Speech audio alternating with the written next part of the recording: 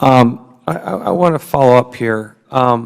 Ms. Lago, what about, you said you, quote, hold people accountable, end quote.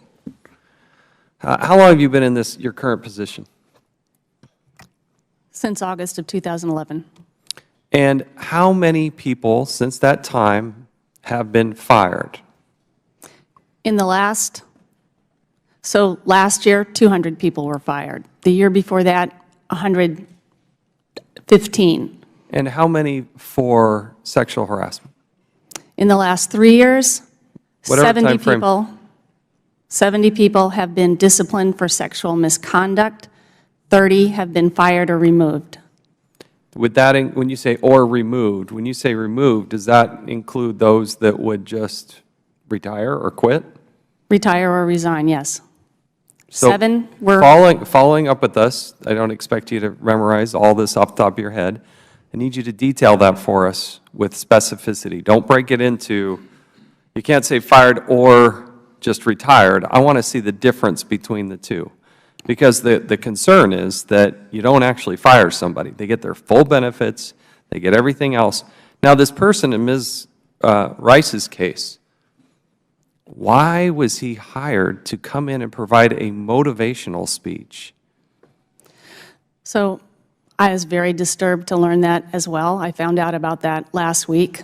What I understand is he encountered the existing hotshot superintendent at an off-forest event for retirees or a going-away party or something like that. The current superintendent invited him to a gathering. It's not clear that that superintendent knew the history. I'm not sure. When the forest supervisor found out after the event where Mr. Beckett appeared, he sat down all of his staff and said, we can't ever have this guy anywhere at any of our functions. And that's one of the consequences of not having a disciplinary action, right? Just allowing him, patting him on the back, saying, you know, good job. How much did you pay him? How much did the taxpayers pay this guy? He wasn't paid to appear there. Still, the motivational speech, he just did it out of the goodness of his heart? It was just free? That's correct. There's no paid compensation? Yes, sir, no pay. Ms. Rice, can you shine and illuminate any, based on what you just said, what's your perspective of this? The superintendent did know Beckett, knew him, worked for him for many years, knew of the incident. Give me some more details of this. He worked for him and he knew of the incident. Why would he have known of the incident? Because the entire forest knew. They had a all-hands meeting with all the people from fire. He was one of the attendees. The one that was detailed in the article that Ms. Lago says she never read? That article? The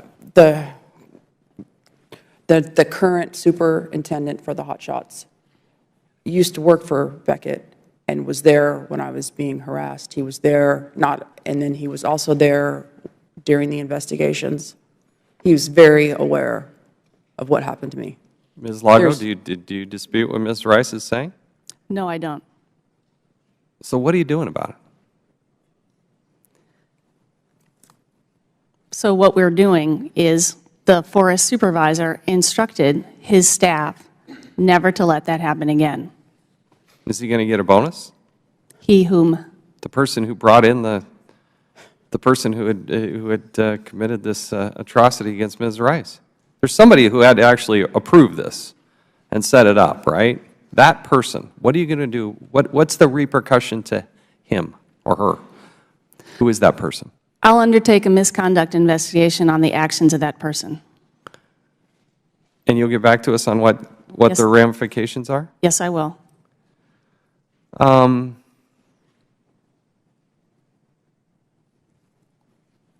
Explain to me why it takes so long to go through these harassment issues. 4 years, was the average time that it took? And that's been improved to 18 months? That's the program. That's the program. If it was a farm complaint, that would be the farm side, the program side. I'd like to learn more about this. My time is very short. I want to go, this is, We have had a lot of interaction with Carolyn Lerner. She is the Office of the Special Counsel. She issued this report on a letter to the President on May 18th of 2015. Ms. Lago and Mr. Leonard, I'd like you to respond to that. Do you dispute anything in her findings? I do. And what do you dispute in her findings? For the Office of Special Counsel, as you know, has so much power. It could have had an order of relief, demanding my office take action right away. It could have even had a recommendation, but it had exactly what it said. It said, make them whole. It didn't provide the direction. When I provided the information to Okay, well, let me... when I provided the information yesterday, the majority of, and it's important to say alleged discrimination here and there, the information, when people, I do this all the time. That's not what it says, sir. It's not what it says. It doesn't have an order I'll of read relief. it to you. I'll read it to you.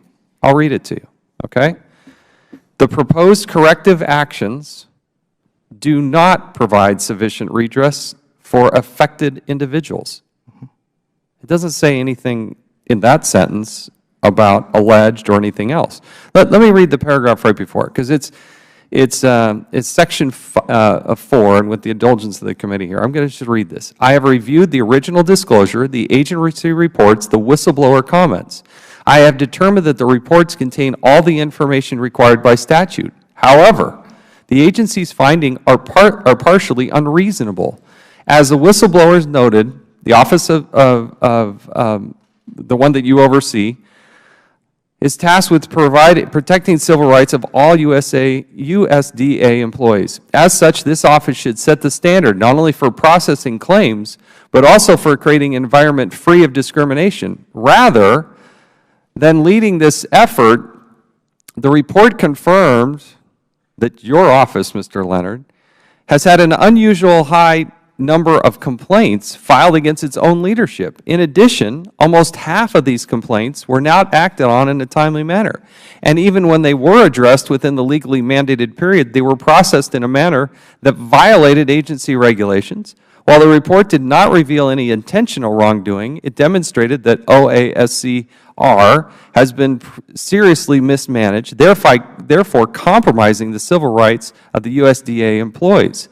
Given the seriousness of these concerns, the corrective actions appear to only partially resolve the identified wrongdoing. While they adequately address the management and conduct of OASCR going forward, the proposed corrective actions do not provide sufficient redress for affected individuals. We also have the number of EEO complaints filed against USDA senior manager headquarters going from roughly 1 in 2011 to 24 in 2014. With 0 findings of discrimination. In fact, over 2011 to 2015, 42 complaints filed, 0 findings of discrimination. Against senior management officials at USDA. So going back to the special counsel's letter, detail for us where they're wrong. But firstly, that's just not my office. That's all of USDA and 100,000 employees. Understood, in the context of it. But in my office, it was 12 for a 5-year period, and we have 140 employees. That's 13. A lot. That's a lot. 10%? The majority of complaints that are on senior leaders in my staff are chain of command complaints. You don't think that's a lot, sir? The majority of the complaints are chain of command and complaints. So they're coming 6 down. So if you don't get a QSI and you want your QSI, you'll put it on the person on top of you, the other one, I'm 5 people removed, but I'm still in that number. Okay. So I'm just trying to explain the numbers to you. We have an independent person, the Office of Special Counsel, who sends just a handful of letters to the President, and she sends one and comes to the finding. I want you to explain to us why you think she's wrong. She came with the finding? Yes, I just read it to you.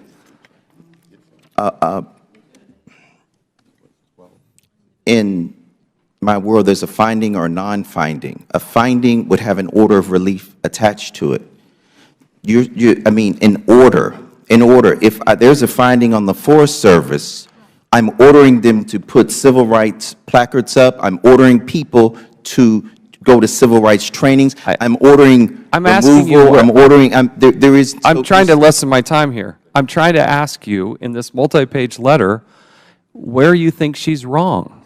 Tell me what you dispute. I will tell you this. Our Office of Inspector General did the investigation of that. And there are going to be a few people who will come to you and say, I agree 100% with the Office of Inspector General report. I'm not I talking agree with it, but the OSC Mr. report Leonard, was Mr. taken Leonard, from you're not the OIG getting, Mr. Leonard, investigation. Mr. Leonard, stop. The OSC Stop. report. Mr. Leonard, I want you to stop. I'm not talking about the Inspector General. I'm talking about the Office of Special Counsel, who sent a letter to the President of the United States. That is not a common occurrence. It happened more than a year ago. I'm asking you, giving you the opportunity for you to tell me where you think she's wrong. I agree with the Inspector General report that did the investigation. I have concerns with the interpretation of said report. Okay, we'll revisit this. I've gone way past my time. I believe it's Mr. Heiss of Georgia, who now recognized for 5 minutes.